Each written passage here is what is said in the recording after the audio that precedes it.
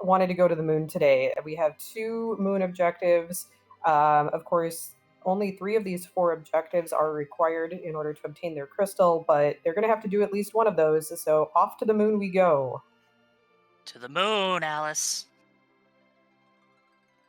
That was a line from an old TV show.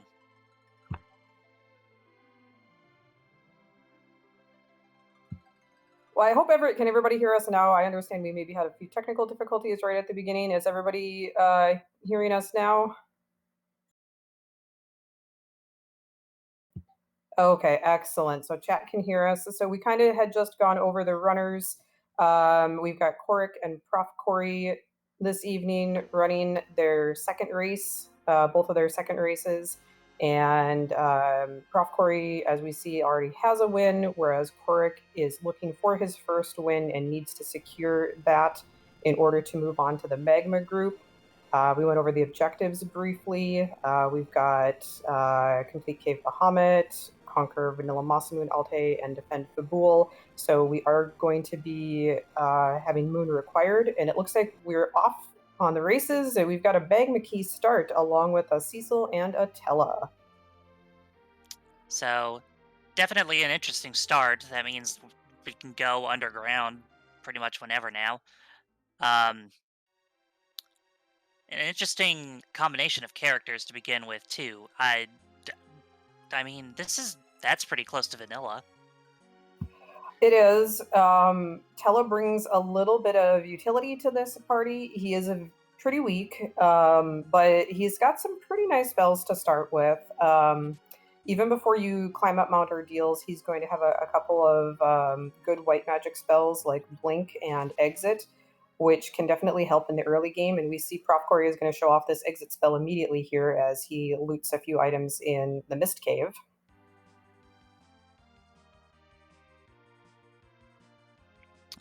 Looks like we might be having a bit of a technical issue over on Kohrek's side at the moment. Hopefully that will get sorted out soon.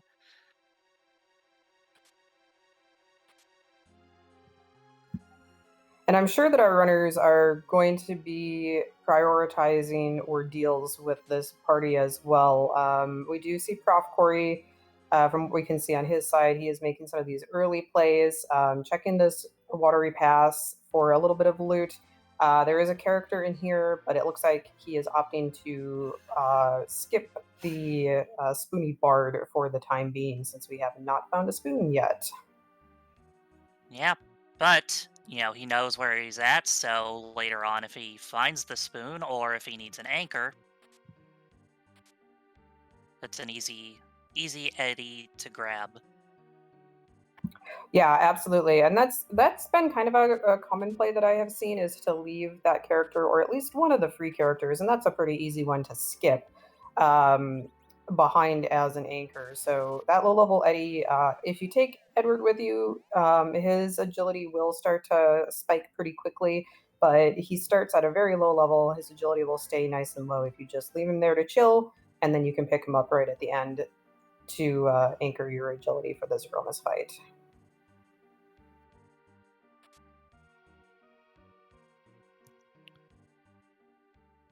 And about to get the hovercraft from Demacian and see another free character. Oh, he's getting an eddy one way or another.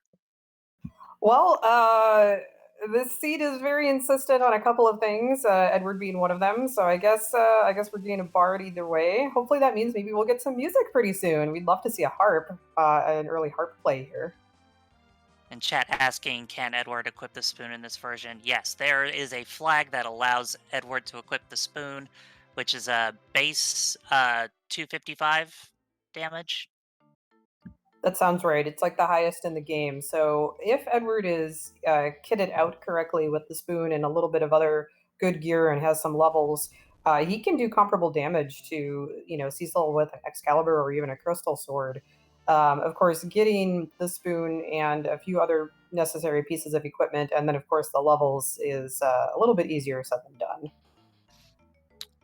And Prof. Corey picking up the twins Porum and Edge. I think I think they're twins, right? Yeah, definitely. That's vanilla right there. Oh, and from what we can see on Kohrek's side, he immediately just dropped the magma key down the well to unlock the underground. Yeah, he does have an Edward in his party, so he picked that Edward up somewhere. He either went to Damsian as well, or maybe picked that up from the Watery Pass if he did a little bit of looting. But it looks like he may be prioritizing an early underground play, and with the Magma Key as a starting item, that is, I'm not surprised at all to see one of these runners do that. There's a lot to be gotten from the underground, and you can always come back and clean up the overworld at a later time. Uh huh. But at the same time, none of the objectives are underground, save for one that requires you to find the Legend Sword and the Adamant before you go down there. Very true. It is possible that underground may not even be required. And now we have seen several seeds recently where moon has not been required at all, but underground has been very necessary. So maybe we'll see just the opposite, where everything is on the moon tonight. And profcory dismissing that Dark Knight Cecil for a Cid and fighting Bahamut up on Mount Hobbs. I don't. Uh, I'm not really surprised by this play. I know that Cecil is considered a little bit of a hindrance by some players in this flag set, since we do have a vanilla agility anchoring on. So if you do have a Cecil in your party, he is going to be your anchor. And some players just don't want to deal with that. And that's very respectable. If you can replace him, especially with another character who does make a good anchor like Sid, then absolutely that's a valid play. Hmm. And of course, profcory taking out the Bahamut before it has time to count down to the Mega Nuke. Not exactly surprising, considering the spot that we found him in. Yeah, and with his current party, that edge, of course, is very powerful early when you pick him up early in the game like this. So picking up that Sid gets a little bit of treasure from Westmount Hobbs and is able to utilize that early Tell Us Exit spell. Meanwhile, over on Korek's side, he was able to do a little bit of looting in the cave that leads down to the land of the summoned monsters, and we are about to see what is in the free chest.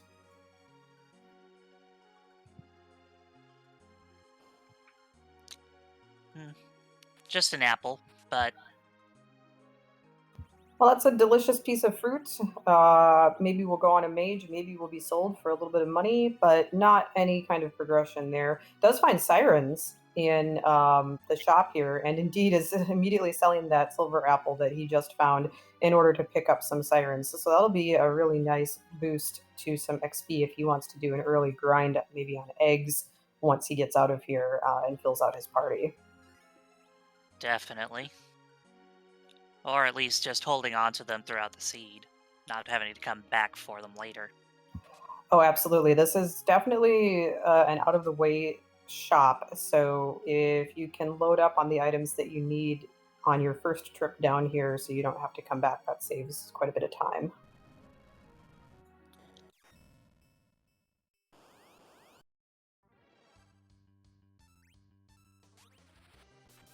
And we're finding a Pain Man over in the Antlion Den. I'm sure our runners are going to be real happy to see Pain Man down here. He can be a real pain in certain other locations, but down here, he proves no trouble at all. That Edge and that Sid dispatching him very quickly. And let's see what our item is. Well, we were just talking about Spoonword. Yep. And he's gonna immediately equip that spoon.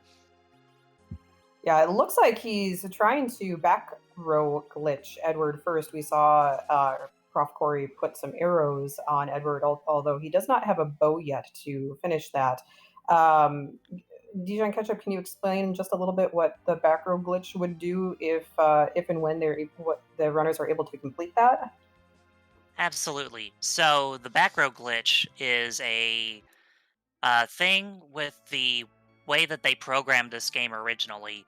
So you notice how you've got the front row and the back row characters. So the back row comes with a cut in attack, but ranged weapons kind of set a flag to ignore that because if it's ranged, it's meant to be used in the back row. But for whatever reason, they neglected to tell the game to remove that flag. So once you've set someone in the back row with the back row ranged weapon, you have that flag on for the rest of the game, no matter what you have equipped. Um, Although it should be noted that Edward's default weapon actually is considered a ranged weapon by the game, so he comes back row glitched by default. He starts with a harp, and the harp, all the harps in there. I think there's only two harps in the game, but they are both back row weapons. So Edward and Rosa, I believe, are the two characters that come back row glitched by default, since Rosa comes equipped with a bow and arrow, and then Edward comes with the harp. So you don't need to do anything to back row glitch them. And then everyone else, except I believe Yang, can be back row glitched with weapons that they can normally equip. Some of them only have maybe one weapon that can do it, like Kane can only do it if you find a dwarf axe that has the back row bit. But once you equip it, you don't need to do anything with it. You don't need to fight. You don't need to exit the item screen. All you have to do is equip it and then unequip it, and then the character has that back row flag set for the rest of the game. Yeah, chat's saying you can back row glitch Yang, but you have to use another glitch. I'm personally not familiar with what glitch you would need to use, but It involves something with stealing with edge, and you have to steal and then equip an item on Yang during the fight. I've seen it done. It's usually more trouble than it's worth. So, yeah, just yeah, just just stick your Yang up front. He's better there anyway. yeah, he gets plenty of hit points. He probably does not need, if of all the characters, you need somebody in the front anyway. Just stick Yang in the front. It's fine.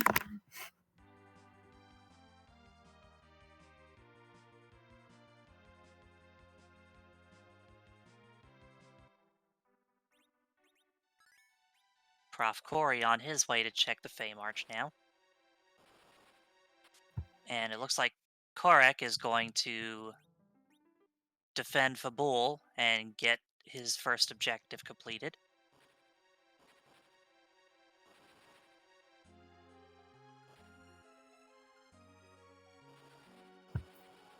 We're about to find the boss here. Looks like we've got some Kaipo guards. So this is also a very easy boss in a very easy boss location.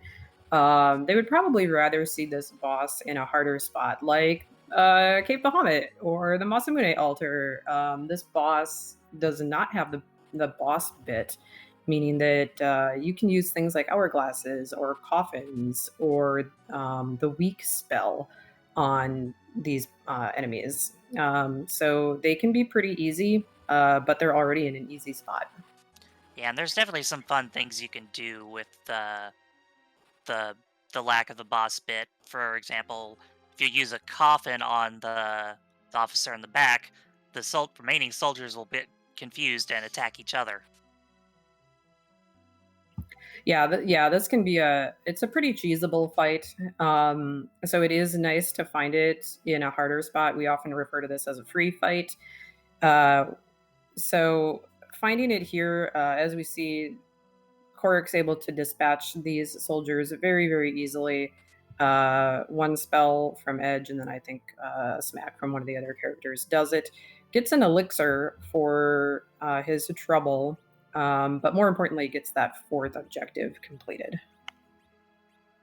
And you can only have so much value in one spot.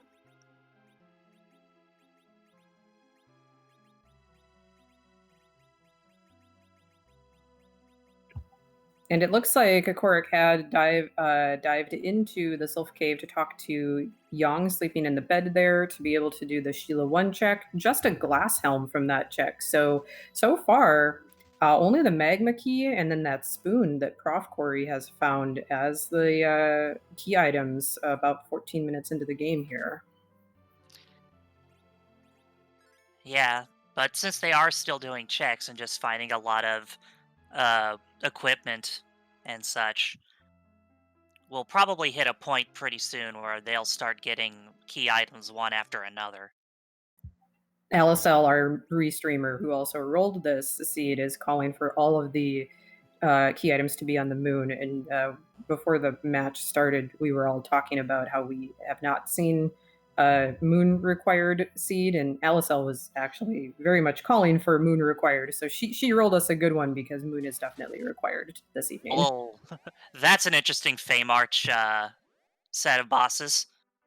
Oh, double leg day down there in the king and queen of Feymark spot. I only tell the truth. My brother only tells lies. You may ask us one question. That question is, was it leg? Was it leg? Kohrek going on to Mount Hobbs to take out Bahamut. Picked up the Cecil there, but dismissed Edward, I believe, or picked up the Sid that was there rather because he still has his Cecil. And I believe he had an Edward in his party. Kohrek has not found the spoon yet, so we'll see if he, if and when he picks up that spoon, if he maybe is going to be a little bit sad about that decision. Profcory's stocking up on coffins in the dwarf castle. He's gonna be real happy he got those whenever he gets to Fabul.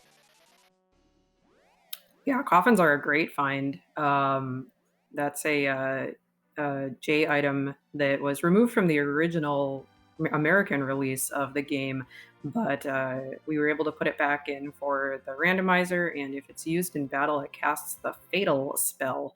So any enemies that don't have that boss bit that we talked about a little bit earlier, they can be instantly KO'd, and that includes some of the bosses, like those Kaipo guards, a few of the other bosses that don't have boss bits, or these eggs that Prof. Corey just used a siren to summon, and we see him use a coffin to instantly KO it. Yeah, definitely. Because once you hit that egg, it's gonna hatch into a yellow dragon, which can be a bit difficult to deal with. So getting a one-hit kill on it is preferable. Definitely, this is a real quick and easy way to get a little bit of XP.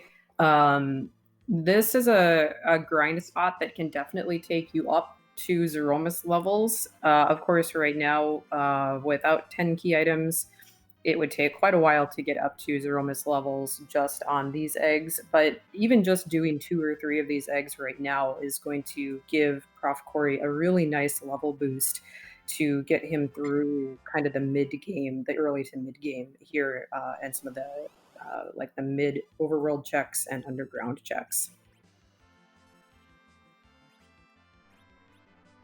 And Korak taking out his Dark Knight Cecil in the Antlion Cave. Gonna get that spoon. Not sure if he's regretting getting rid of Edward now or not. He may still have one Edward available. We kind of missed when Korik was having some technical difficulties where he picked that Edward up, but there were 2 available. So he may still have one available that we are aware of that he can go back and pick up if he does want to build up a spoon word early on here.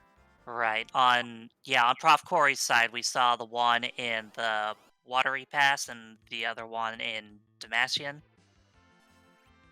Yep, yep, and it looks like Quirk is now going into Baron. There, of course, is a character check and a key item check in the inn here, and that looks like where he is headed. Oops, all Edwards. And there is another Edward sitting at the bar here having drinks with an antlion.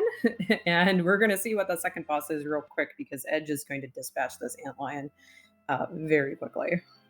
Yeah, very, very low health spot.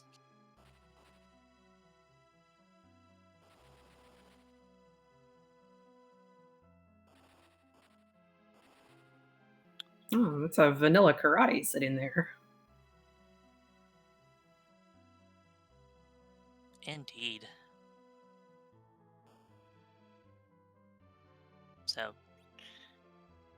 unfortunately, his Cecil is only Dark Knight and not Paladin. Otherwise, there could be a very quick end to this with the scripted end. Although still, it looks like Sid and Edge were able to whittle down the hit points in that spot without too much difficulty. That's a relatively low spot. Is going to pick up that Edward if he wants to equip the spoon, and also picks up a pan for his trouble. So there's a nice key item after several minutes of not finding any key items. Decides to pass on the Edward despite having the spoon, which, still not a bad play given the party he's got. That edge can still dart that spoon at any time, which can be really critical for certain fights. If you find a really rude Velvalis or even a CPU in a really high hit point spot, so still a very valid play to just hold on to the spoon for a nice dart moment. Yeah, it's also fun to swag throw the spoon at Zeromus. Oh, definitely. And Prof. Corey doing the Fabul Baron or Fabul soldier fight. Not sure if he kept any of those coffins though. Yeah, he did take several eggs and used coffins on those. But with the levels that he got off those eggs, this fight is going to be really quick.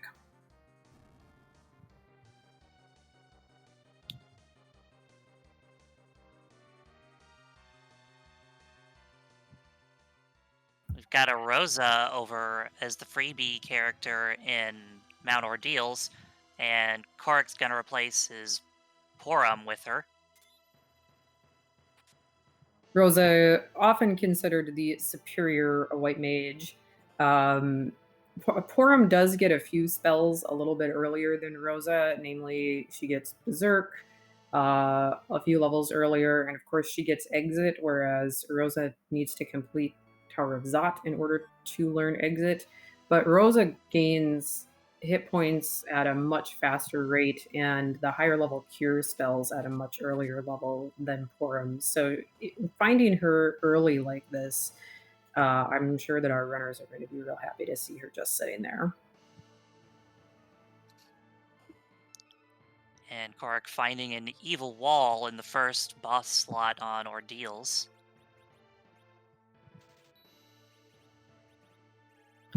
This is a nice spot to find Evil Wall because it's got pretty low.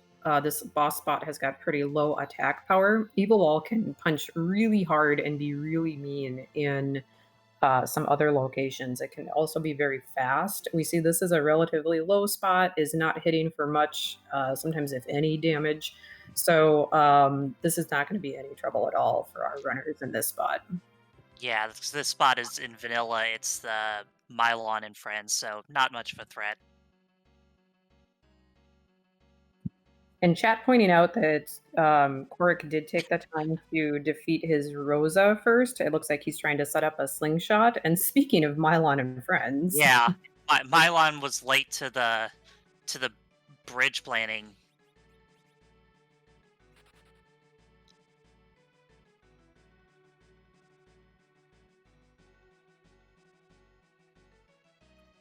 and it looks like. Oh, go ahead. I'm sorry. I was gonna say Prof. Corey making his way up Mount Ordeals as well. Yep, both of our runners converging on the mountain now. They both still have Tella, and Cork still has his Cecil. So they're both looking, I'm sure, to not only get a key item up here if there is one available, but also upgrade some of their characters as well.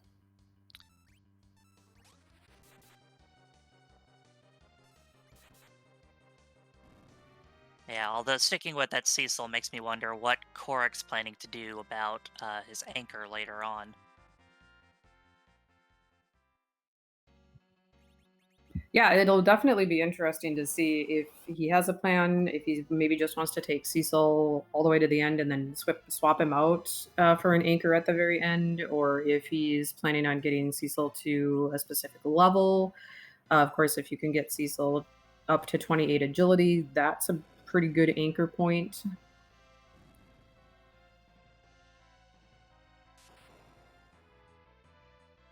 And key item on Ordeals is a Luca key. Not con- not the most useful key item in these flags because what the runners will likely do is complete the dwarf castle and use the warp glitch. Yeah, especially with their starting character being Tella. So now that they've completed ordeals, they're guaranteed to have warp as long as they don't dismiss that Tella.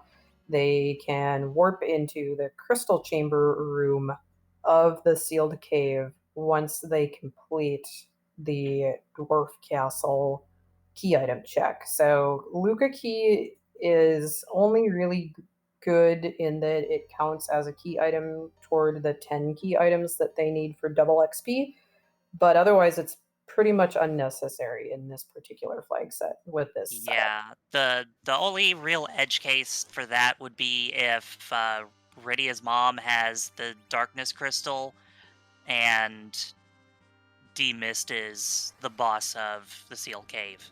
Ooh, that would be really mean and rude.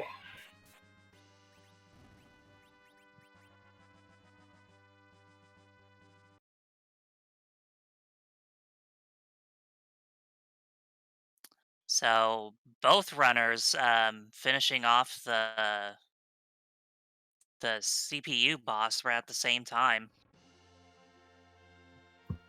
Yep, pretty easy ordeals. All things considered, that CPU, uh, pretty nice to find that there. It's a pretty safe boss, so sometimes it's nice to see it up on the moon because it's hard to not defeat that boss. But on the other hand, that can just be a really long and sluggish fight in the wrong spot. So I would prefer to see it in an easy spot like that last spot on ordeals and just get it out of the way.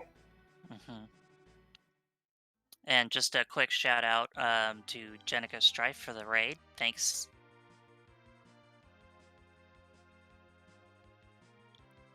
Got Kohrek going back with the pan. Kohrek has the pan, so we're going to go turn that in, whereas profcory looks like he might be going to get the pan. He's landed outside Baron Castle, and he has not done the Baron in check, so that looks like that might be his next play here.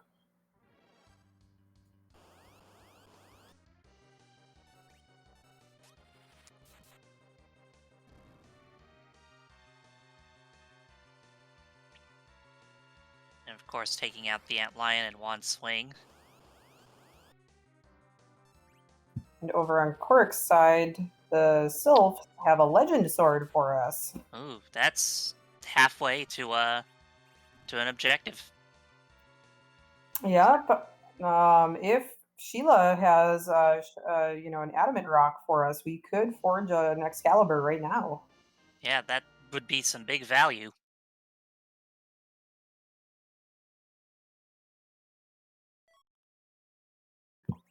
So after this, what else do we have open? Mostly underground checks, I believe. The Dwarf Castle, and then of course doing the glitch, they can get into the sealed cave. They've got top of tower, and then I guess the two bosses at Fey March. So pretty much the underground is still open to them. Yeah, there's still a lot in the underground, and no one has checked to see what the boss's or what the first boss in Dwarf Castle is. Um, Prof Corey was there earlier, but just went to the shop, didn't actually uh, peek at the boss. And Sheila does have a shiny piece of jewelry for us in the form of a tiara, which will be nice either for Porum or Rosa. I think both of our runners have Rosa at this point, but it's not actually a progression. Yep, so the pan is another dead end, but you know, getting a legend sword along the way. Ooh, Korik finds something really important here in the armor shop of Troya. He just picked up a curse ring. Yeah, that curse ring definitely gonna help with his anchoring situation. Yeah, definitely. That will lower a character's stats by 15 each. So if he does want to, if he's going to end up keeping his Cecil and needs to lower Cecil's agility for the last battle or any battle for that matter, he can put that cursed ring on Cecil to greatly lower Cecil's agility. Of course, it will lower the rest of Cecil's stats. So if he was wanting to use Cecil for damage, it will hurt a little bit in that regard, but it will definitely help the rest of his party like speed up compared to whatever boss he's fighting. Most of the time it's going to be Zeromus.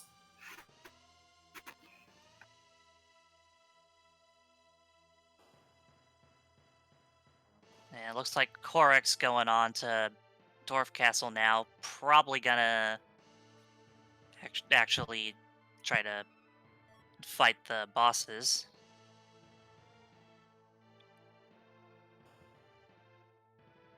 And profcory completing his pan quest.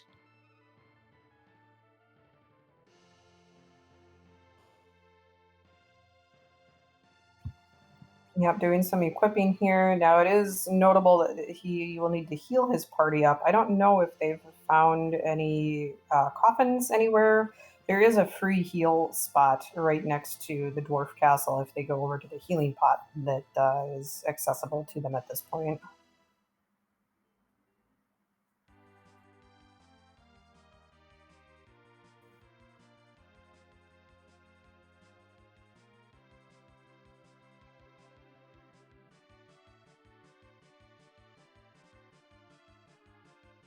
And profcory heading back underground as well. Looks like he's making he has the same idea that Kohrek does here.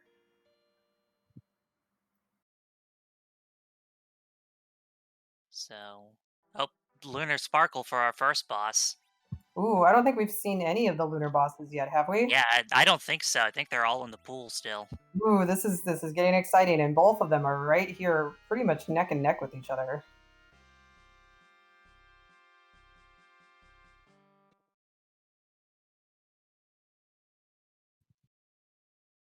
Watch that sparkle dance. Oh, it's the nope rope. Everybody's favorite. Ogopogo with the double big wave opening.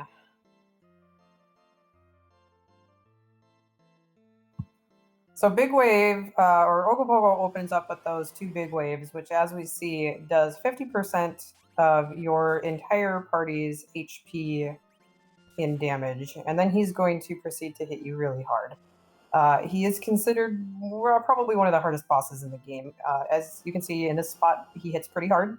Tella's immediately berserking up that edge on Korek's side. That's really smart because you basically just want to take Ogopogo down as quickly as possible.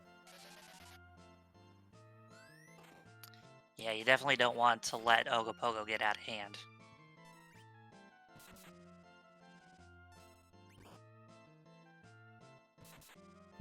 Utilizing Blink as well with Tella to mitigate the actual physical damage that Ogopogo will do between the big waves. Very nicely done by Kohrek. Both taking it out at the same time. This is getting spicy. Very spicy. profcory, of course, did have a few more levels since he did some egg grinding earlier. So both of them very, very close here. Oh, and look what the second Oh, boss is. it's the D-Mist.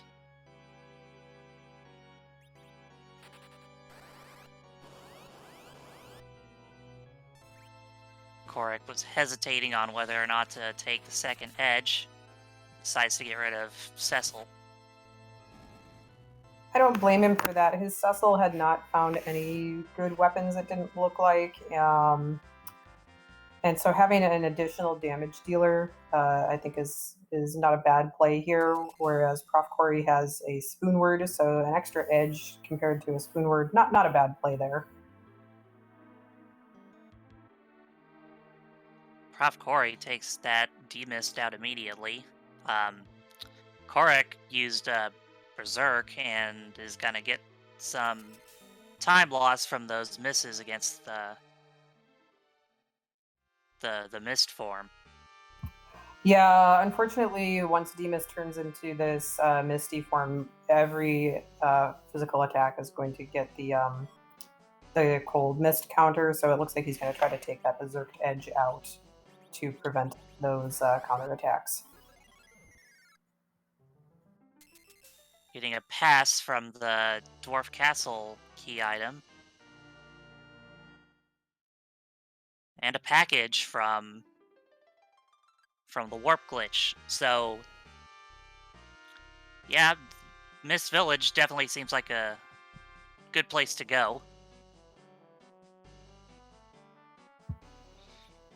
And we've got everybody's favorite hand that's stealing the crystal, with this Demist being the second boss. It's the spooky spectral ghostly hand here. The hand that steals the crystal that we see on Korek's screen right now does change color depending on what boss the second spot is. And that spooky hand is only when, I think it's only when Demist is the boss there. It's kind of neat. Just some of the fun stuff that comes along with this randomizer. Yeah, there's so many neat Easter eggs and fun things. And profcory headed straight for that demist check.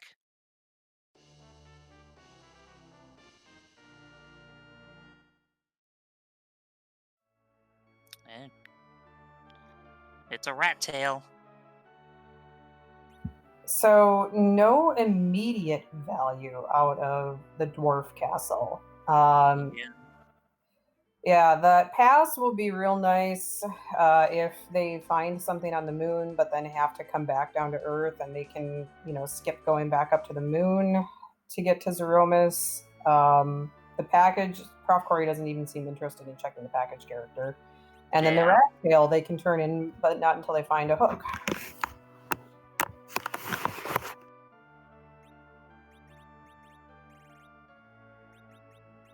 So now it's a question of where is the hook? The only Oh, I was going to say the only interesting thing would be if there's something at package, but we don't have any more boss hunts to do. So there's nothing else that could be hidden behind package that they would need. Right. Unless for some reason they wanted to find a new character, but Yeah, that's a long cutscene to yeah. wait for a character. Yeah, that would be quite out of the way.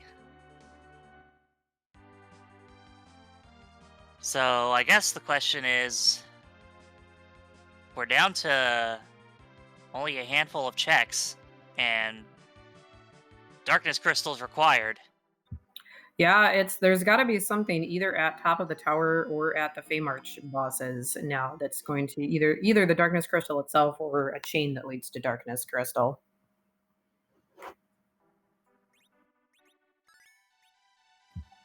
Kohrek, meanwhile, finishing up Dwarf Castle, but also did some shopping. I don't think he had done any shopping there earlier.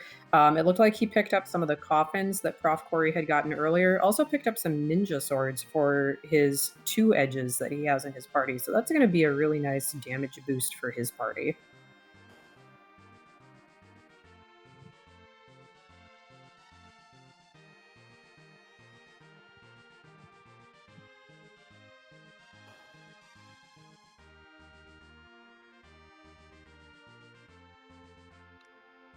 Yeah. Keyless Tower is always a fun check to have to do. Yeah, this is kind of a fan favorite, I think. A lot of people do like to see this play. Hopefully, it is something of value, because this can be kind of a long check, as we see. This is a bit of a long dungeon, and then if it is of value, Prof. Corey does have to walk all the way out.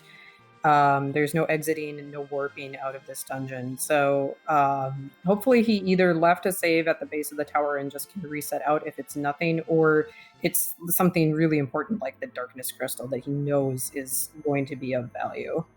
Alright, but hear me out. What if top of tower, hook, rat tail, tower key? Oh, oh what a chain! All right, so Lunar Sparkle is gonna be. Oh, get those Ooh. get those star veils up quick. Ooh, yeah, Oh, this is kind of a gross spot for Wyvern.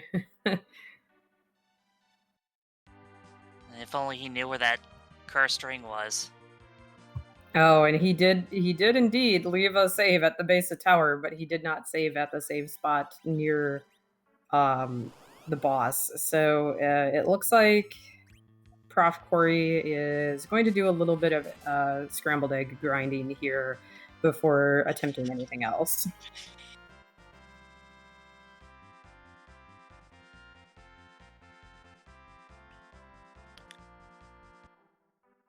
Kohrek gonna hit the Fey March bosses, and the queen spot is the elements.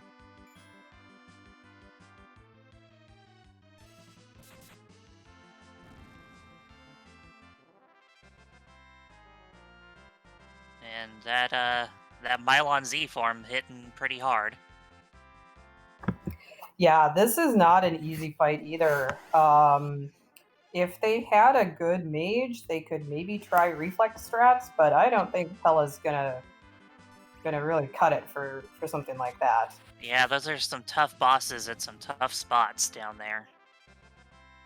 And depending on what the top of the tower spot is, they could be required.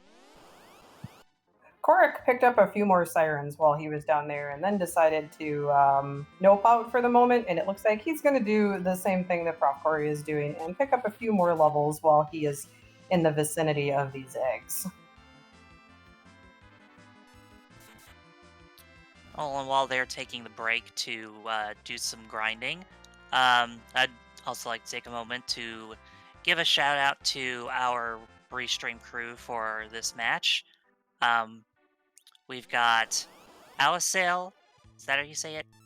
On the restream. We've got Marty Marty 56 doing the tracking. I'm Dijon Ketchup on the ones and twos, and joined by Maggie the cat. Absolutely. Thank you to all of our volunteers for helping us put on all of these matches.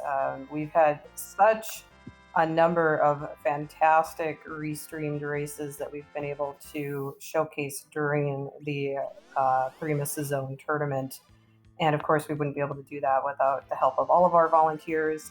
And also, just a quick shout out to our partner channels. We have been able to showcase several of our races, of course, here on Free Enterprise, but also on Randomania and on RPG Limit Break. So, thank you to them as well. Yeah, we're all these channels working together to bring you lots and lots of free enterprise goodness. I love the like double back attack that we're seeing right here. Yeah, sneak attack from an egg. Yes.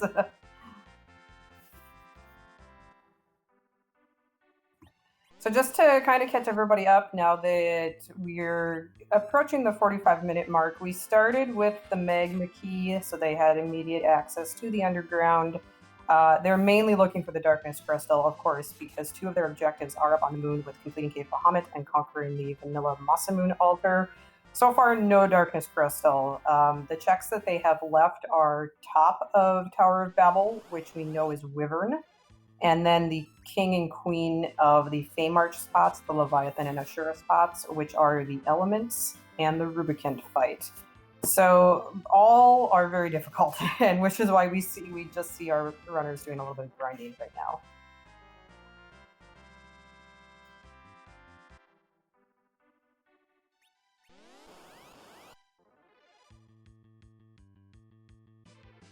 It looks like Kohrek gonna try the keyless tower instead of Feymarch.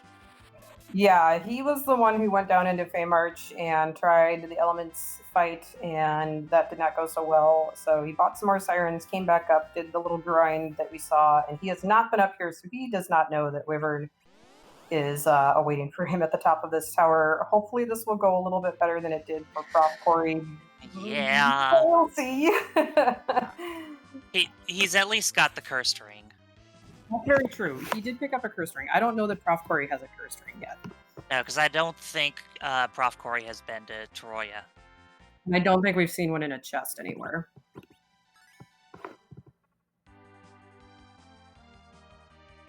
Kohrek turning down his battle speed just in case. Because he sees a lunar sparkle but doesn't know exactly which one. Yeah, the only one that we've seen so far was Ogopogo in Dwarf Castle, so all the rest of them are still lurking around out there. Don't think he's saved, though. So I think his last save is outside. I'll tell it getting a Star Veil off in time, though, as well as Sid, so... Okay, so he's got 2 characters alive. This is a pretty good start.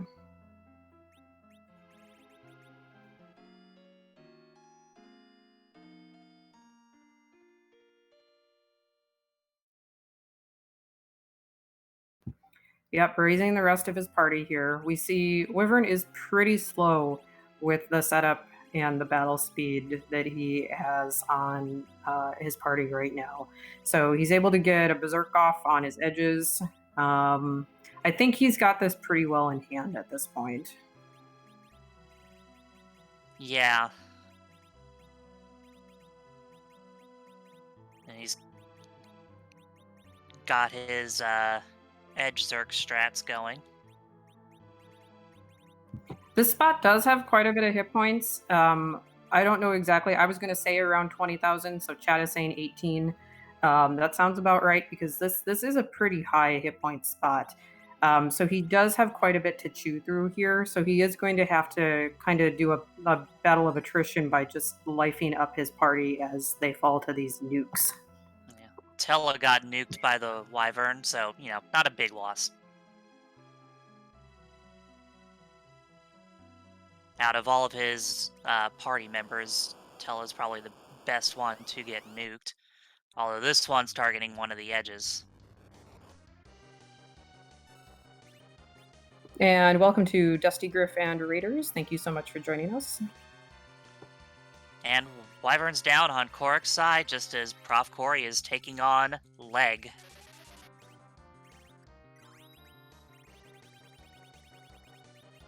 And he's going to go for evasion strats.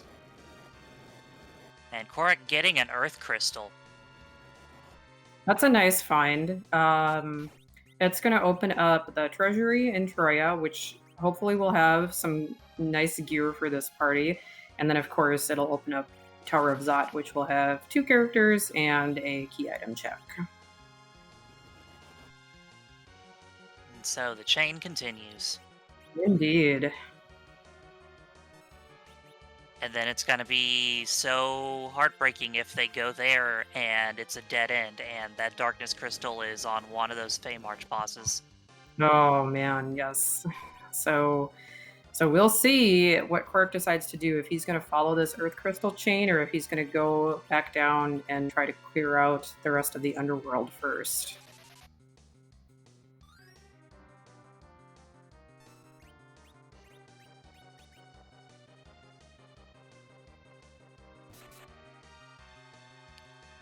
And of course that Darkness Crystal could be behind the rat tail, which we need a hook for.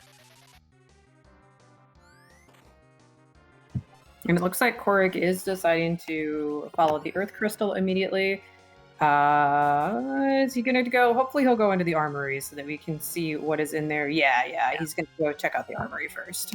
I mean, if it were me and I had a choice between Zot and the Feymarch bosses, I would go Zot. Yeah, that's a good point. Zot's going to be a lot easier than these 2 Feymarch bosses, so that's very true.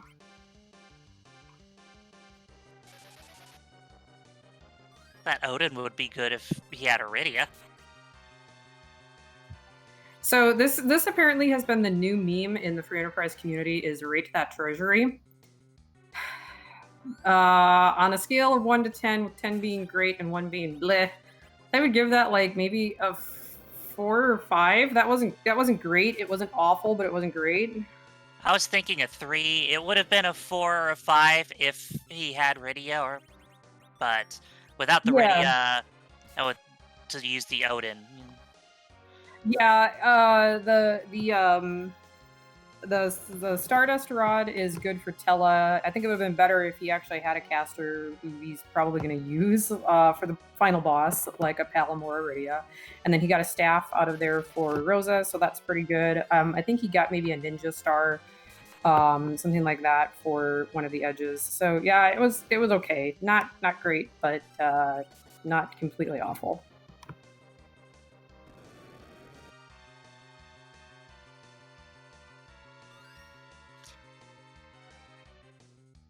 Although it looked like there was a power shirt as well, so Yeah, that's nice for an edge too. Or you can put it on Sid as well. yeah. If I missed the power shirt that was there, I'll bump that up to a 4. Profcory is still making his way through this Rubicon fight. These Fire 2 counters are chewing away at his hit points, but fortunately his Rosa is able to cure through them, and it looks like he is through this fight. We're going to see what this key item here in the Fate March is. That that Oh. mm, that was a sword, Oh, all right. that was a sword. That's not the sword that you need. Doesn't even want to keep the XP. Just no. Yeah, yeah, resetting out of that. Gonna try the elements. Hopefully there'll be some more value here. Otherwise we've got Kohrek charging up Tower of Zot from the Earth Crystal that was at the top of Tower of Babel.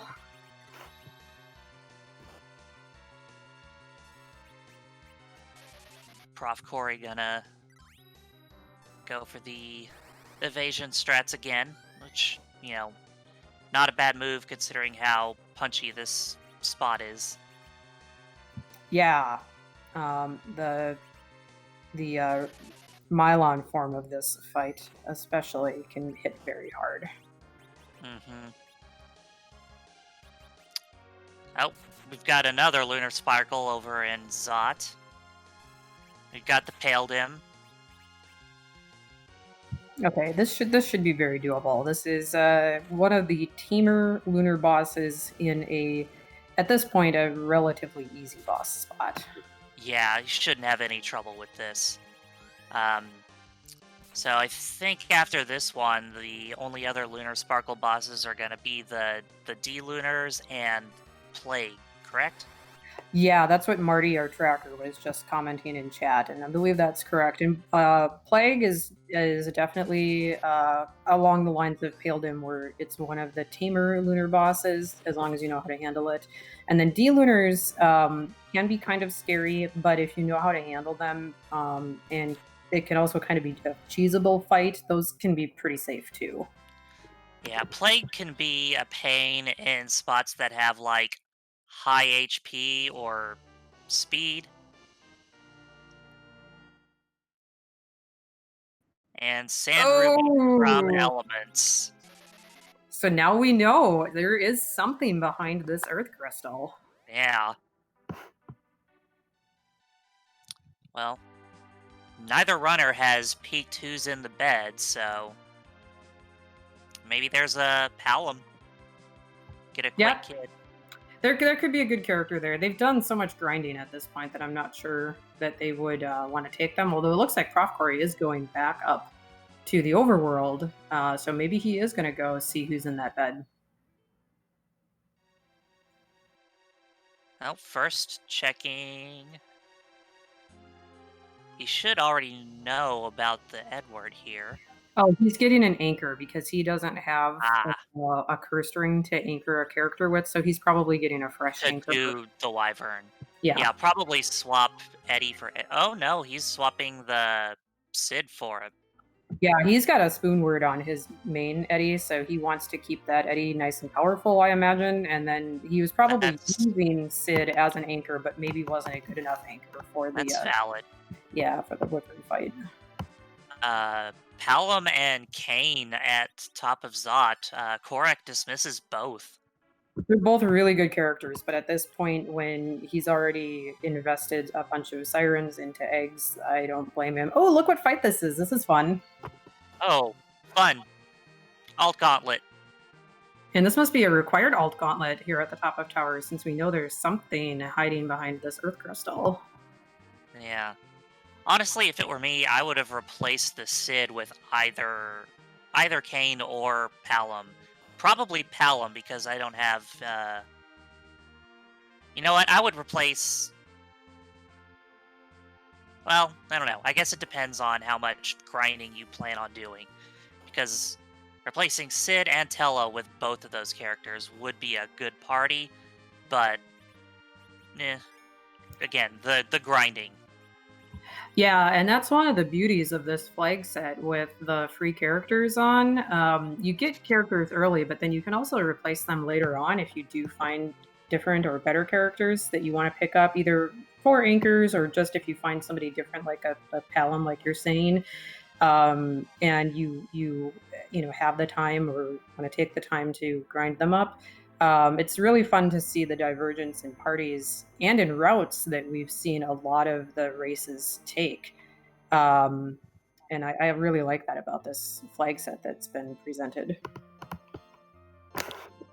You know, one thing I like about the All Gauntlet is I'm someone who didn't play through this game vanilla back in the day. This one, passed me by and just I never played it. Um, so I haven't seen most of the like random encounter bosses. So I'm slowly seeing like new enemies from this game from uh, the All Gauntlet spots. That's So really, yeah, that's really neat. There are a lot of quirky enemies in this game for sure, and that's definitely a fun little thing about the alt gauntlet is to showcase some of them, which we don't normally see with the encounters being toggleable in the randomizer. yeah, because like I saw those like jelly things for the first time like a week or two ago, and I was like, oh, those are new. They look like Pac-Man ghosts. They really do, especially when you get all the different colors together.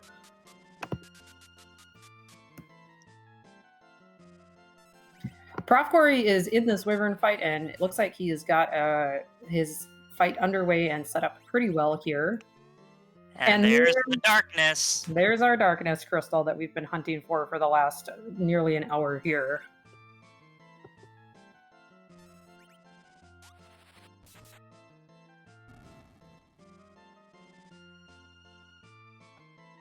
So I think that is technically a go mode. Yeah, it is because now they both have access to that Bahamut cave and the Masamune altar, which will get them their 3 out of 4 objectives that they need for their crystal. Um, of course, having the darkness crystal gives them access to Zeromus. So once they go up to the moon, they're probably not coming back. So I imagine that's what Kohrek is doing some last minute shopping for here, picking up whatever supplies he thinks he may need before going up to the moon, which is really smart because I've done it and I've seen it done a number of times now where you get your go mode, you get your darkness crystal, and you go immediately to the moon, and then you realize that you forgot star veils, or you ran out of life potions, or whatever thing happened, and then either you have to wing it without the item that you maybe need, or you have to go back down to the earth to do a shopping run. Yeah.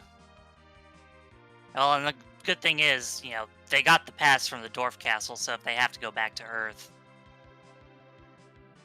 Yeah, that's very true. So if they do need to make a run back down here, at least they won't have to go through the lunar whale cutscene and dive down to the lunar subterranean again.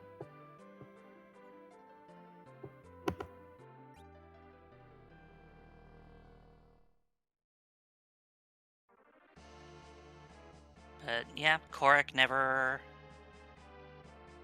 found out uh, what the two Feymarch bosses had, and at this point probably doesn't care.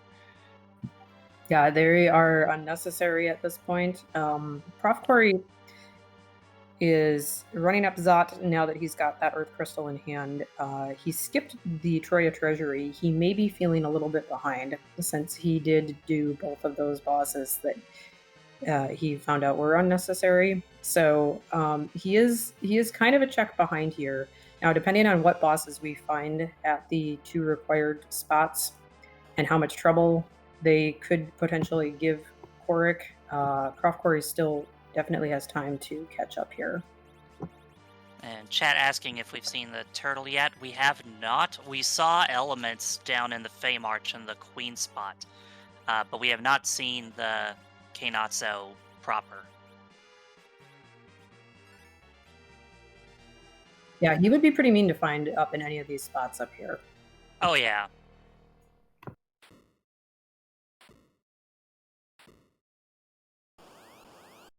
Profcory getting to his Pale Dim fight. Marty, our tracker, is pointing out that both of our runners have Thunderclaws. So even if they do find Kainatso, Thunderclaw, best weapon in the game, Kainatso probably won't actually pose that much of a problem for them. Yeah.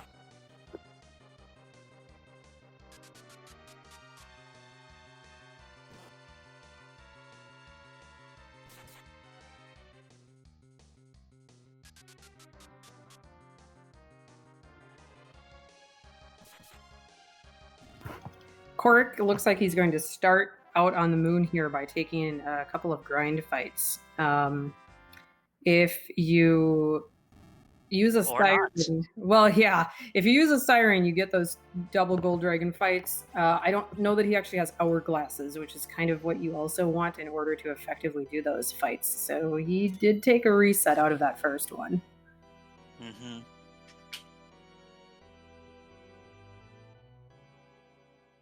Gotta give it another shot, though. Yeah, these enemies are they can be weakened with the weak spell, which we see his Tela is queuing up here. I think that his Tela maybe got hit a couple times before he could get the weak spell off, which is why he had to reset out of the first fight. So he's kind of just um, able to do it without hourglasses. He just has to have a little bit of luck and not have his Tela get hit here.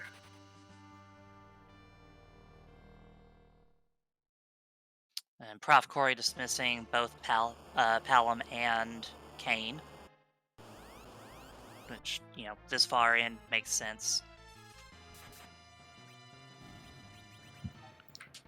Question from chat about the gold dragons, if they can be hit by coffins. These particular enemies cannot be hit by coffins, which is why they need to be weakened instead of something like fataled or coffined.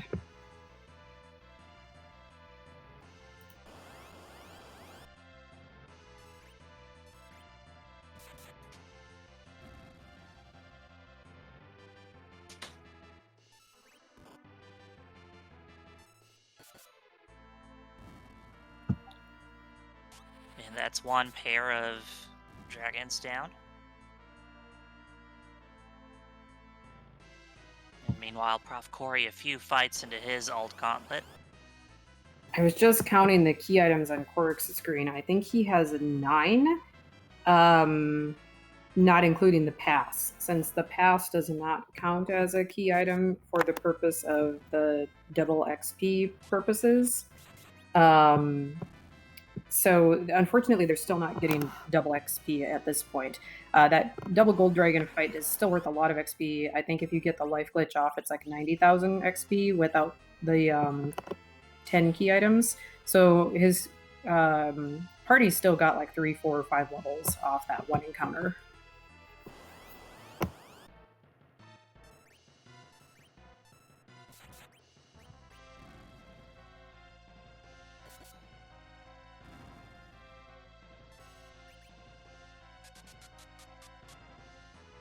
It looks like he's just gonna go Oh, we've got an Octomom on the moon. This can be a little bit scary. This boss does all physical attacks. It's going to hit really hard and really fast at the start of the battle. It will slow down after you hit it a few times, since I believe after 4 hits initially, and then, or maybe it's 3 hits initially, and then every 2 hits after that, it will lose a tentacle, and that will slow down Octomom's agility. But to start, you can see it did like 2,100 damage to that Thid, and that hurts a lot.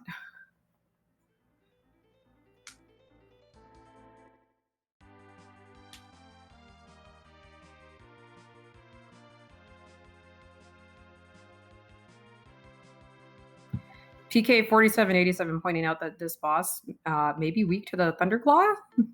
So if they do have a Thunderclaw, that may be a good use for it here, but these Ninja Swords are still chewing away at Octomom's hit points. While meanwhile, profcory got his Darkness Crystal and is going to go raise his big whale.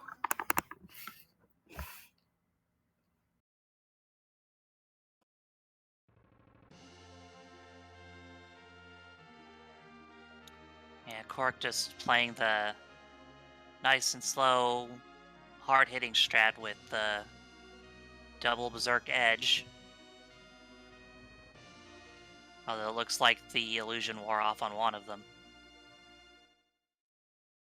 Yeah, those blinks are definitely useful in this fight. So having both Tella and Rosa available to recast that on his party, very useful in this particular encounter.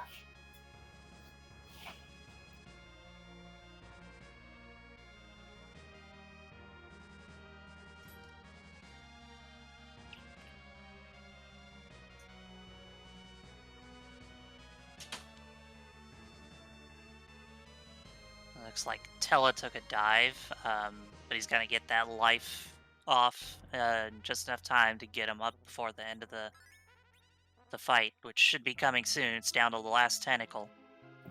Yeah, we can see how much slower Octomom is here now that that party has eliminated all the extra tentacles and slowed down Octomom's speed considerably. I'm also not entirely sure what battle speed he's at right now. Yeah, he may not have reset his battle speed from the Wyvern fight, which actually would have helped in this particular battle a little bit.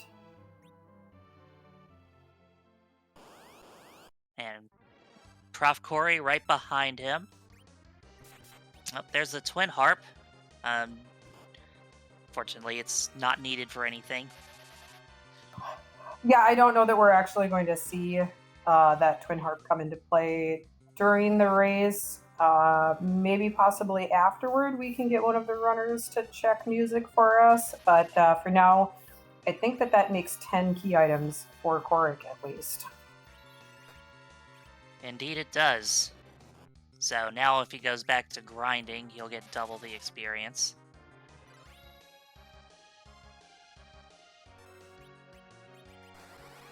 profcory.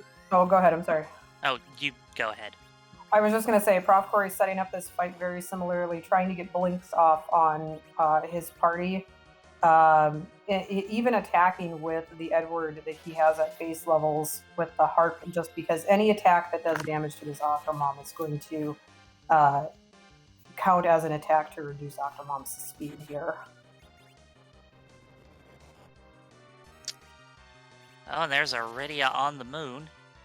At this point, probably not going to take her. Yeah, I know we found a few summons earlier. There was one in the Troya Treasury, and we had some other equipment and gear for her that would have been nice if we'd found her earlier. But at this point, I think she's just gonna stay and hang out with the Hummingways. Yep.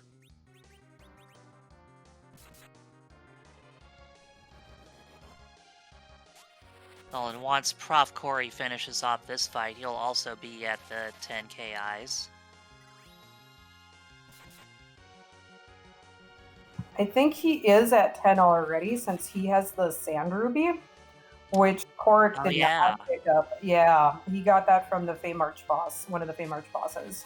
That's right, I forgot he kept that.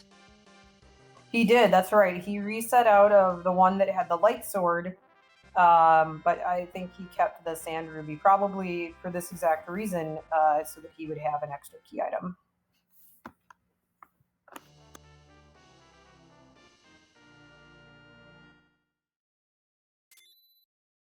And Kohrek doing the warlock grinding.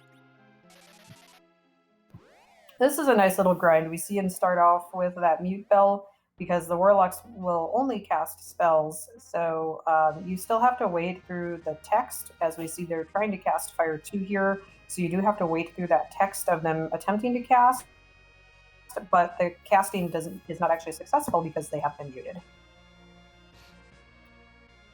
Yeah, it's a pretty nice and effective method of grinding because you don't really have to worry about them doing much of anything to you. And I, there's 3 of them, so you can use the life glitch like Kohrek just did. Yep, I think that if you get down to just one, they do add a physical attack into their script. But by that point, especially if you're using something like coffins or you have an edge like this that's doing 2,300 damage per swing, they're usually not too dangerous when you do get it down to just the one.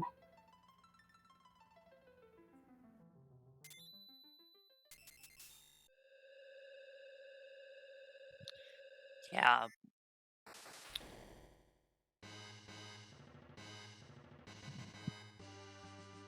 oddly enough, out of all the free enterprise seeds that I have watched um, over time, I feel like I never really saw this method of grinding much until this time, and that's probably because things like the D machine grind were more efficient. But obviously, if you can't run, then So we have a question in chat, especially now that we've got double warlock grinds going on both of our screens here, about what the life glitch is. Would you like to go into that in a little bit more detail? sure. So as you can see, there are 3 of the enemies on the screen. If you KO one and queue up using life on them at the same time while they're still alive, once they're dead, it'll use life on that spot where that enemy was. Because they're dead, it'll like revive them with 0 HP, which will cause them to instantly die again. So you're getting an extra kill for free, which means extra experience for free.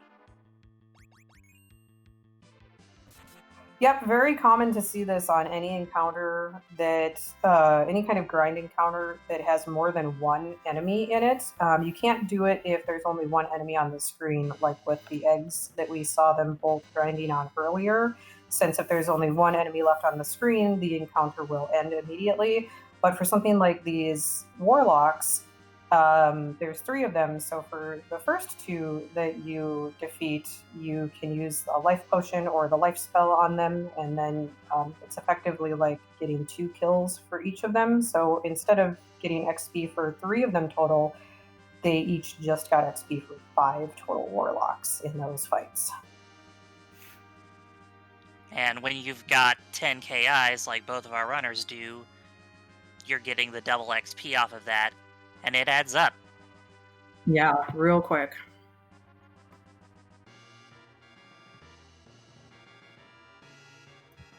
Question from our tracker, Marty. Does 10 key items give extra money? And no, it does not. 10 key items doubles the experience that you earn, but it doesn't affect how much money you gain.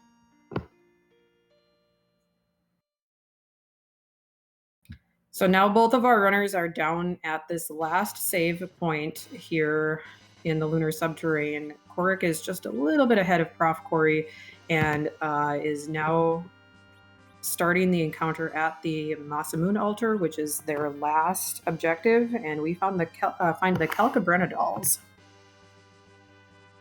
Yeah, this one.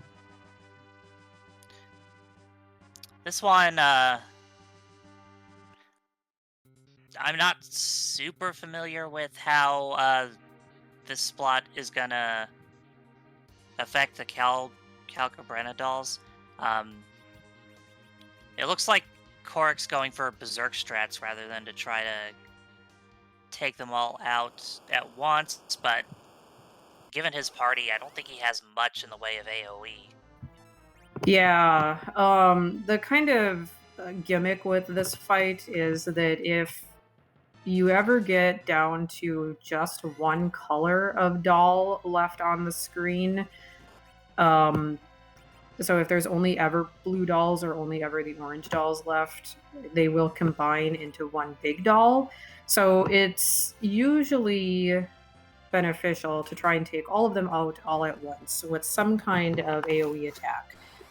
We do see on profcory's screen, his Tela is queuing up a Meteo. Hopefully, that should do enough damage if he can get it off in order to kill all of them all at once. Over on Kohrek's side, he has defeated all the orange dolls, but all the blue dolls are remaining. So there is a good chance that we're going to see the big doll appear on his side.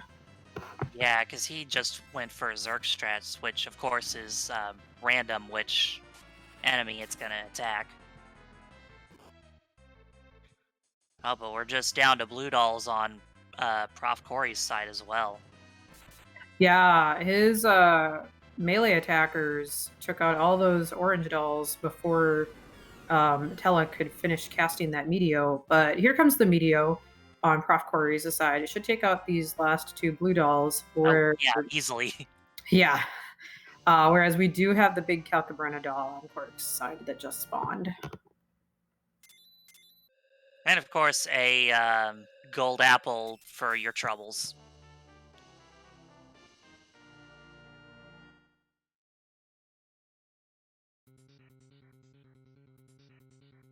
And Prof. Corey getting his crystal for completing 3 objectives. And just gonna strut on down.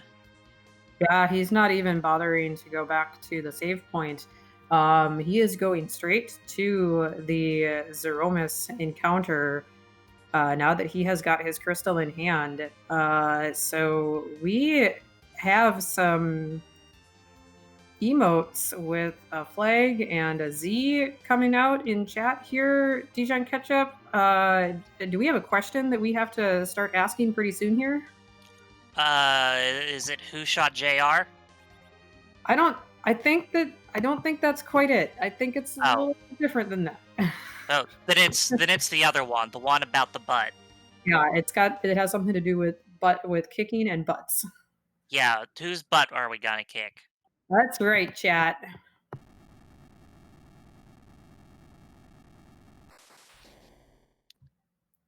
Kohrek not gonna do the swag walk, going back to save. I don't blame him.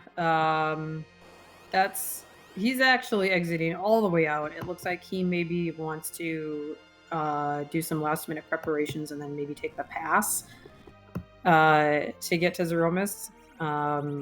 Yeah, he's going back down to Earth to do something before he goes into his last fight. Also, no, go ahead. I'm sorry. Okay. Real quick, I saw a question in chat. Is this something new where you only have to do 3 of 4 objectives? And I think that was added in the last big update.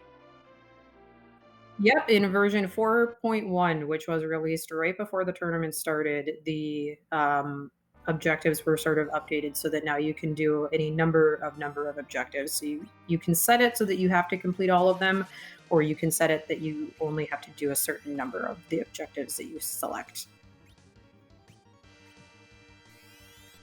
And we've got Kaipo mess tonight.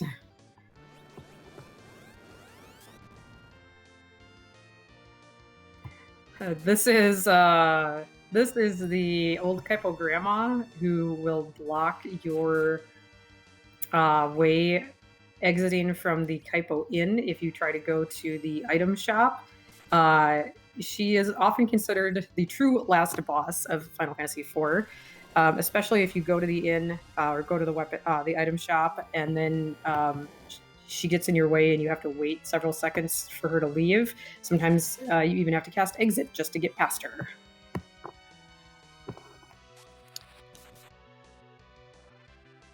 Yep, the most powerful being in the universe.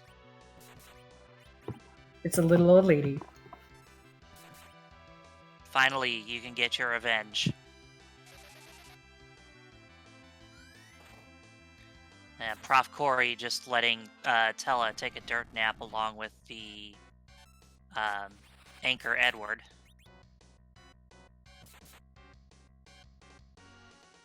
And he's got both of his melee attackers berserked up here. Edward doing some very scary damage, 3,600 there. Edge contributing as well in the high 2000s, where Rosa is getting ready to cure everybody up from this impending Big Bang. Meanwhile, Kohrek went back down to Earth and used the pass and is now just about to start his Zeromus fight.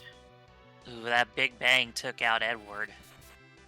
Yeah, that is the one drawback to our Spoony Bard, is that he never really gets enough hit points unless you really, really grind him up to high levels, which, in a tournament setting like this, you're probably not going to see. But you can see he's still only at 1,200 hit points, and this is in, they're probably at high 40s or low 50s levels at this point.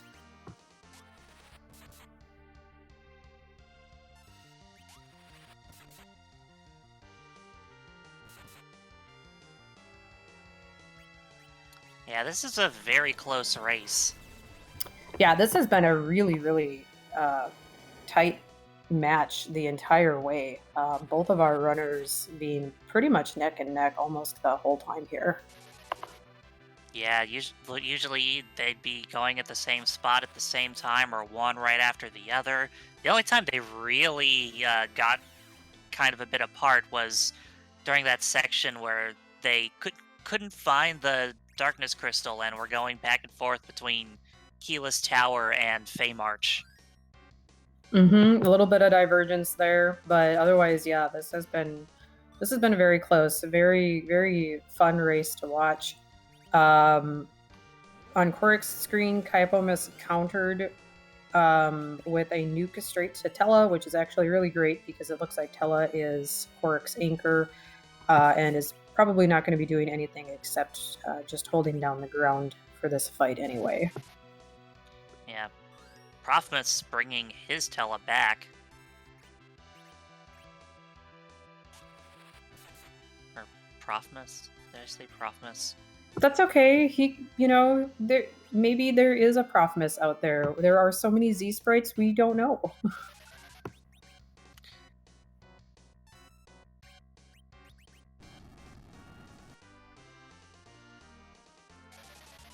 But I do see our wonderful art dev Scala Kitty is in chat.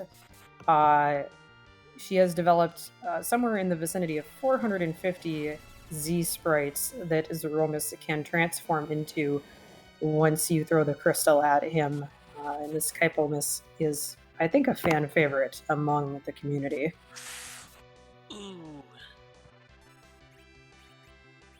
Ooh, that was a rough roll on profcory's screen, but thankfully he did have his Edward hidden. Yeah.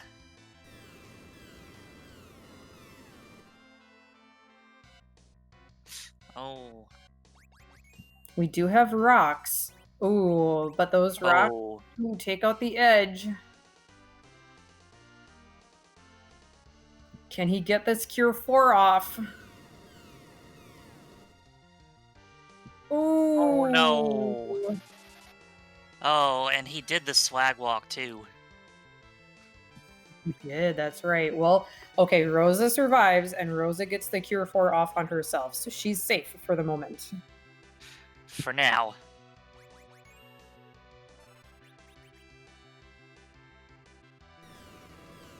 Oh, it's so close, though. Like, those rocks mean that Kaipomus is almost down. And he's trying to get one of his melee fighters back up so that he can finish this off. He might need either a dodge or just to get the timing real lucky to keep this edge up here.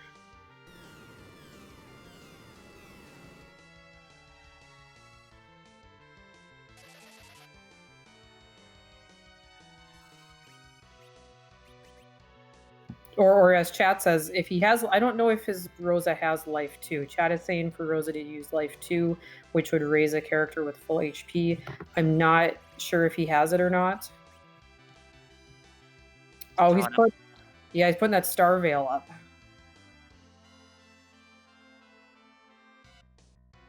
And he's queuing up a white so that he can bounce the white off the Star Veil. In case it doesn't kill Threemus, then he can still use this white to do damage. Meanwhile, Kohrek is also in medial phase.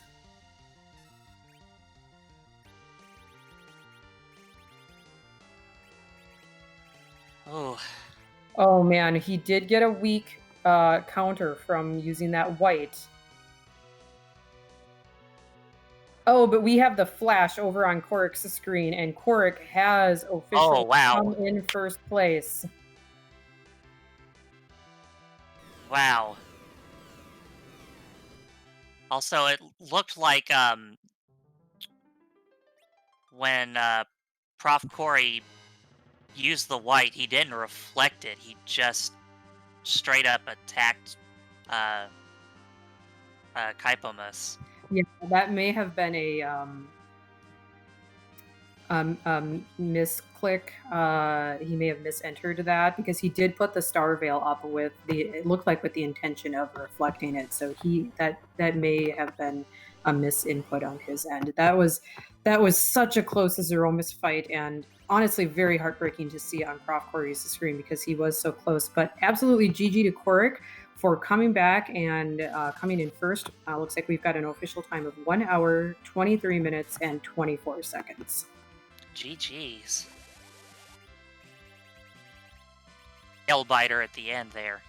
Oh, absolutely. Let's see if we can get Kohrek in here.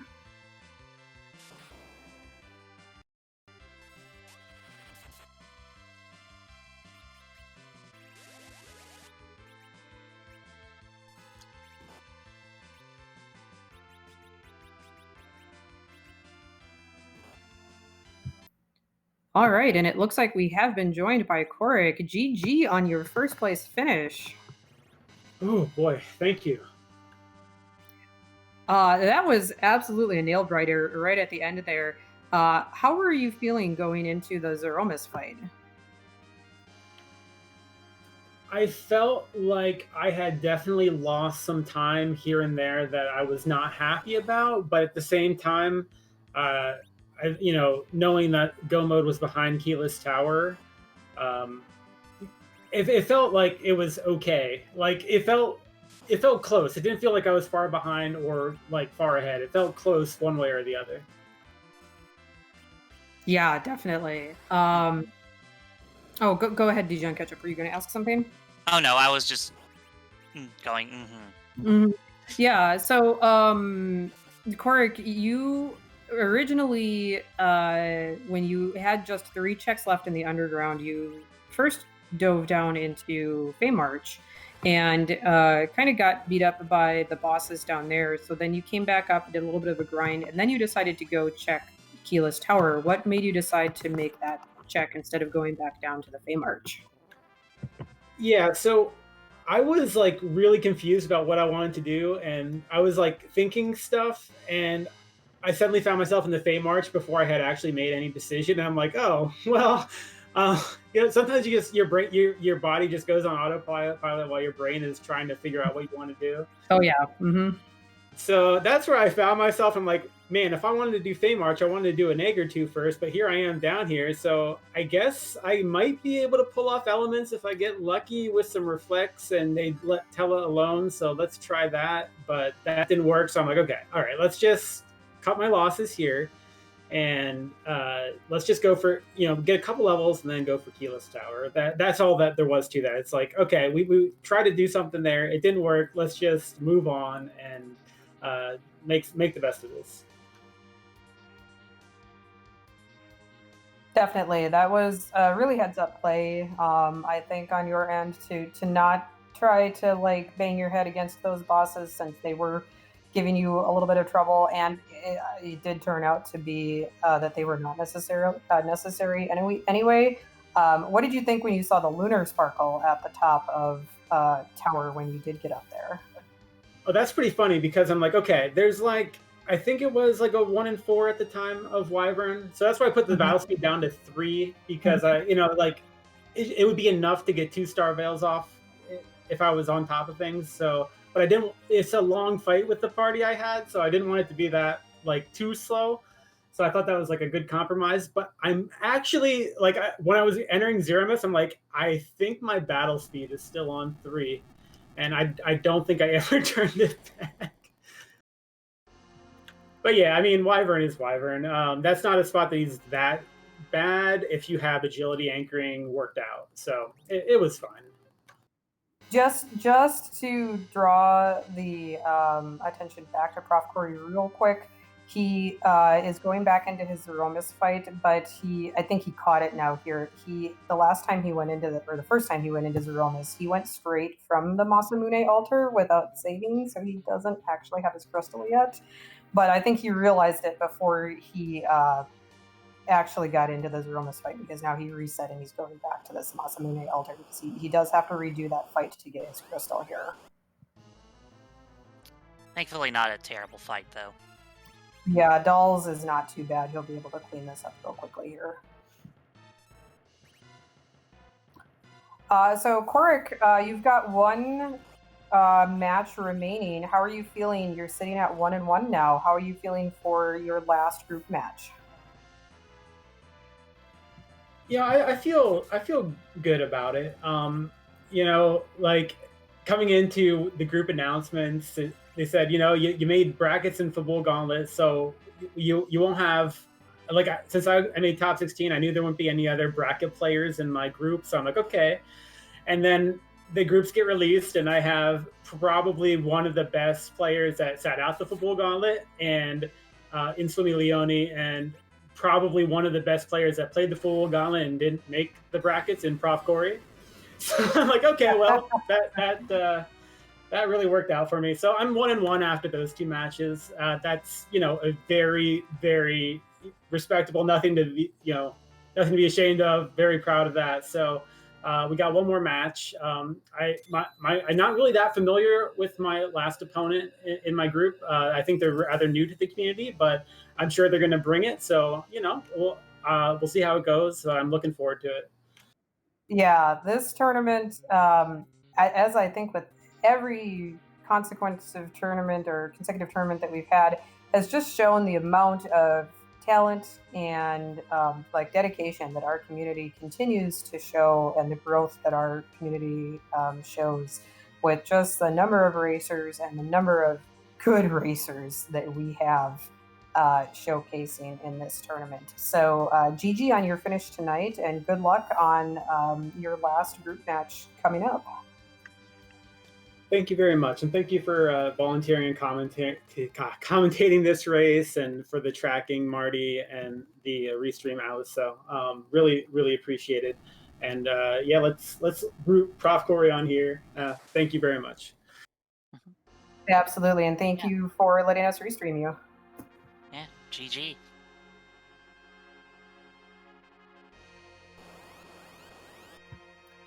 So big props to profcory here for sticking this out after that pretty devastating loss on his first Threemus attempt.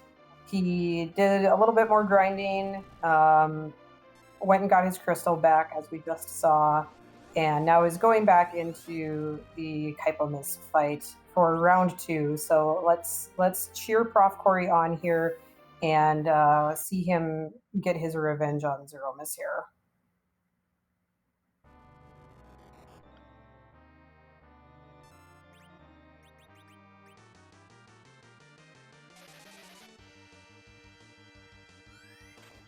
Gotta show the Kaipo woman what for.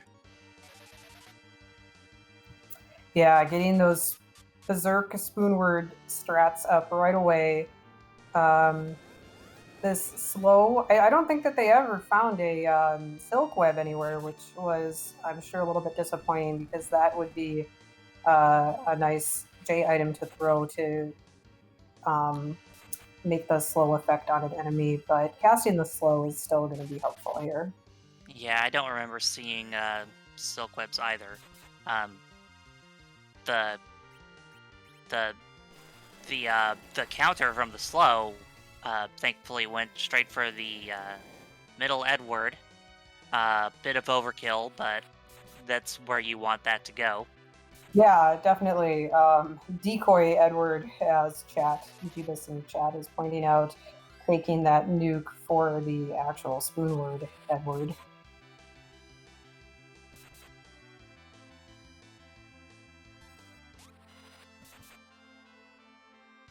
Oh, and that Edward with a few extra levels now doing upward of 5,000 damage with the spoon. Yeah. And it looks like the same strats as before, just with it looks like he moved the characters around some. Yeah, rearranged his party just a little bit, did a little bit more grinding. Getting another slow off here. Slow can be double stacked, so that will apply another casting of slow, and it will also, I think he's also trying to nerf this Big Bang that's about to come out. Although he may have done enough damage at this point to tip over to the second phase already. Yeah, there's a lot of damage coming out. Yeah, definitely. But yeah, one of the reasons why the Silk Web, aforementioned Silk Web, is so useful for this fight is because Silk Web casts 2 stacks of slow, but will only give 1 counter attack. Yeah, so it's really common if someone finds a silk web or can buy one to use it right at the start to both nerf the initial Big Bang and also apply that double slow right away at the start of the fight.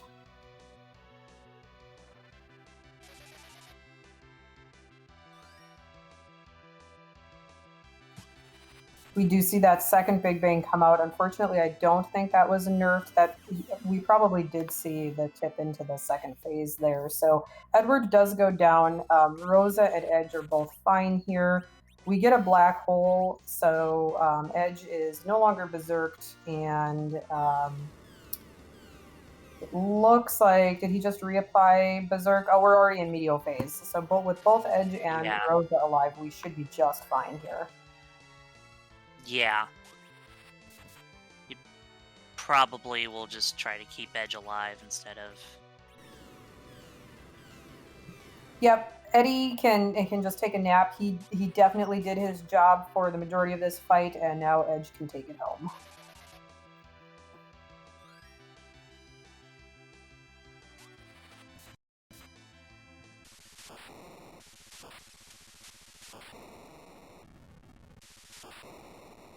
Oh, and that's GG.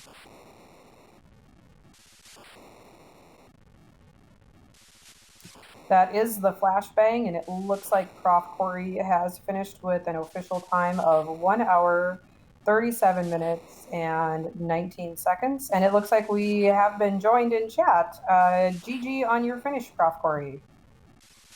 Thank you. Thank you. GG.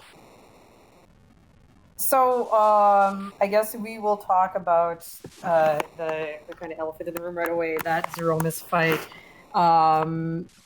First of all, I'm so sorry about how that first Threemus fight went. Was that, let me ask you, was it a misclick when you direct casted the white on Threemus with Rosa at the very end of that first fight there? Nope. That was just me being flustered because I don't know how it looked on the stream exactly. I understand Kohrek had some frame drops that might have affected the timing, but from my end, the rocks fell on me right when he hit done, and I just screamed in my room, just ah! Oh. And so at that point, I was just flustered and couldn't get my party back up, and in a moment of inspiration, was like, wait, all I need is Rosa to finish this fight. I'll just cast white, bounce a nuke. That was where things went wrong. Got it. Yeah. Oh, yeah. That was super unfortunate on our end. It looked like you were both in medial phase at the same time, so it was exceedingly close. You know how close both of you were at the end of that fight there. Yeah, it was a good race. I guess my instincts were right, where I felt like I really had to rush toward the end. I was sure that he was going to be done any moment. That turned out to be true. I guess it was a good one.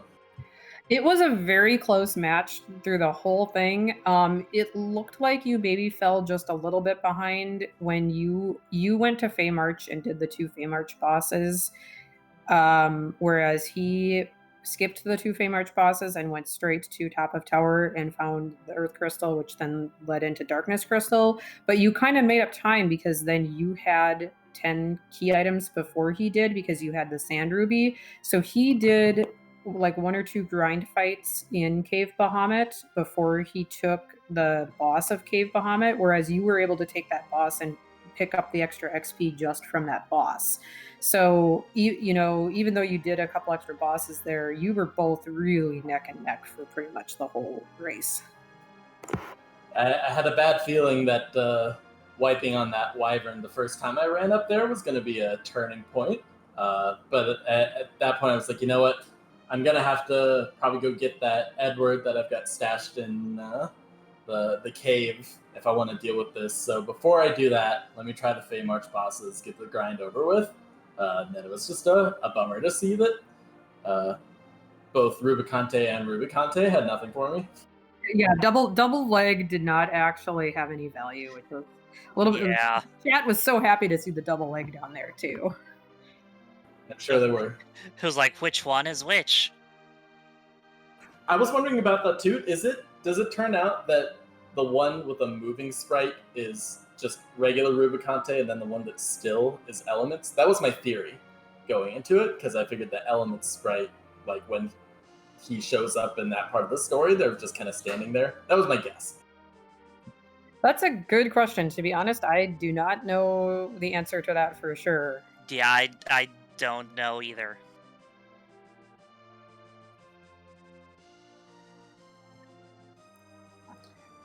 But yeah, I did notice one was moving and the other one wasn't. I wasn't sure if that was just the nature of each of them, or if like it's just the nature of those slots, or if it was a weird thing with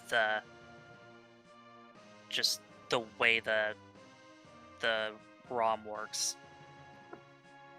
A couple people in chat are saying that it is based on the location, not the sprite itself. So it sounds like even if the bosses had been reversed, they still would have looked the same. Gotcha. So you are now also 1-1, same as Kohrek. So how are you feeling about your last match in the group stage? Well, swim's going to be pretty tough. I knew right from when groups got announced that this group was tough. The number one sign for me when I saw the names was, I know all these people. So that was like a sign that I was going to have an interesting path forward. I suppose at 1 and 2, I feel okay. I sort of had in my head, like my goal was to go 1 and 1 between Kohrek and Swimmy. So hopefully I can follow through on that. We'll see. I might try to do a little bit of practice on taking rough Z fights.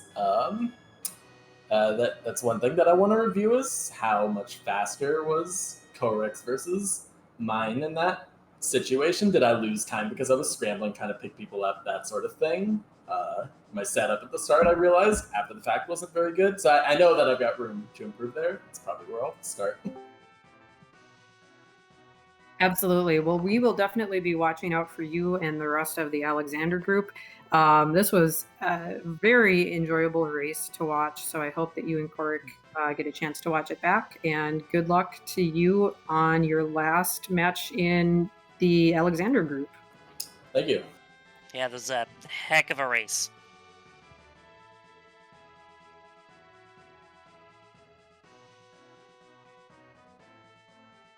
I appreciate it, folks. Always fun to get re-screened. Look forward to hearing the commentary on everything.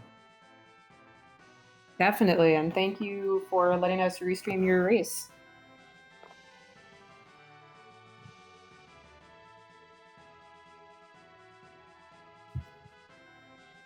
Well, Dijon Ketchup, this was definitely a lot of fun. I do want to shout out one more time to the rest of our team. We had Alicel on restreaming tonight and Marty56 doing the tracking for us. We definitely could not have brought you this show without all of their help. And thank you to Dijon Ketchup for joining me in the booth this evening. Yeah, no problem. And thanks to Maggie the cat for being here with me as well.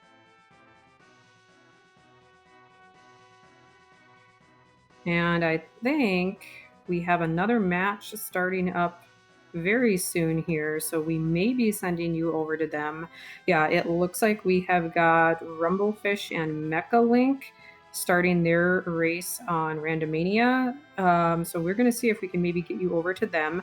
Meanwhile, definitely keep an eye on the Free Enterprise Discord and on the tournament webpage for details for all of our upcoming races. We do have a lot of races every day, and several of them do always get restreamed. So hopefully we will see you again very soon if you are not able to join us for the rest of the night tonight. DJ Ketchup, do you have any final thoughts? No, that's just, this has been a great tournament so far. I've been enjoying all the matches I've watched, all the ones I've commentated, and you definitely don't want to miss it. Oh, and Scala in chat is also pointing out that we do have a YouTube page that she just linked as well. So if you do miss a match, or if you want to rewatch this match, which was fantastic, definitely check out our YouTube page. We have all of our VODs up there. So if you miss something or just want to have some free enterprise on in the background, go check us out there. And we will see you again soon, folks. Have a great evening.